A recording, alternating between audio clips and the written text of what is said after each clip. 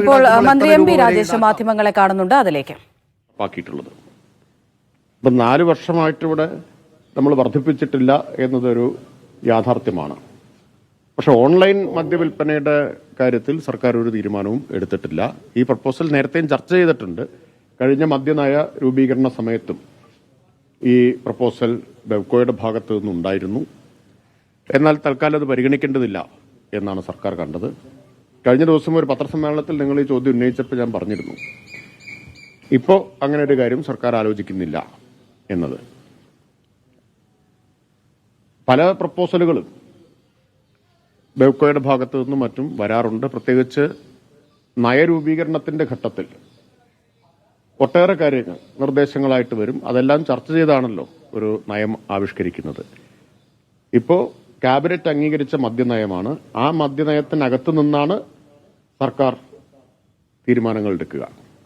അംഗീകരിച്ച മദ്യനയത്തിന് അകത്ത് നിന്ന് മാത്രമേ സർക്കാർ ഏത് കാര്യത്തിലും തീരുമാനമെടുക്കൂ. അതുപോലെ തന്നെ ഈ നേരത്തെ തന്നെ ഈ കുറഞ്ഞ മദ്യം ഇപ്പോൾ അതിന്റെ നികുതി ഘടന നിശ്ചയിച്ച് കിട്ടേണ്ടതുണ്ട്. ധനകാര്യ വകുപ്പിന്റെ പരിഗണനയിലാണ്.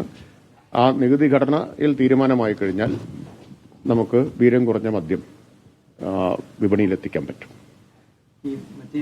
സെപ്റ്റംബർ മുതൽ വരെ ഗ്ലാസുകളുടെ സംഭവം വരികയാണ്. അതെ. അന്ന് താങ്കൾ ഇത് പ്രഖ്യാപിച്ച സമയത്ത് ഒരു കൺഫ്യൂഷൻ പറഞ്ഞിരുന്നു, അതേ ഔട്ട്ലെറ്റിൽ കൊണ്ടുപോയാൽ മാത്രമേ. ഈ വാർത്ത വന്നതിന് പിന്നാലെ ഇപ്പൊ നമ്മൾ ചർച്ച നടത്തിയപ്പോൾ അതേ ഔട്ട്ലെറ്റിൽ വേണമെന്നതാണ് ബെവ്കോയുടെ ഒരു നിലപാട്. പക്ഷേ ഏത് ഔട്ട്ലെറ്റിലും കൊടുക്കാവുന്ന ഒരു സാധ്യത പരിശോധിക്കാൻ ബെവ്കോയോട് പറഞ്ഞിട്ടുണ്ട്. അത് കുറച്ചുകൂടി അനായാസമാക്കും കാര്യങ്ങൾ.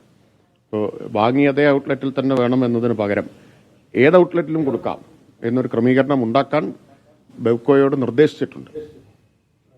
പറയുമ്പോൾ ഈ കുറച്ചുകൂടി ഇപ്പം പ്രായപരിധി 23 വയസ്സ് ഉള്ള ഒരാൾ മാത്രമേ ഈ മദ്യം വാങ്ങുന്നുള്ള ഡിക്ലറേഷന് ശേഷം ഈ മദ്യം കൊടുക്കാൻ അതിന്റെ തരത്തിലുള്ള ഒരു പ്രപ്പോസലാണ് തയ്യാറാക്കിയിരിക്കുന്നത് മനസ്സിലാക്കുന്നത്.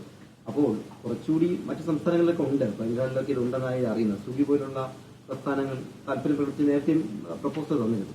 അപ്പൊ എന്തുകൊണ്ട് അത് എന്താണ് പ്രശ്നം?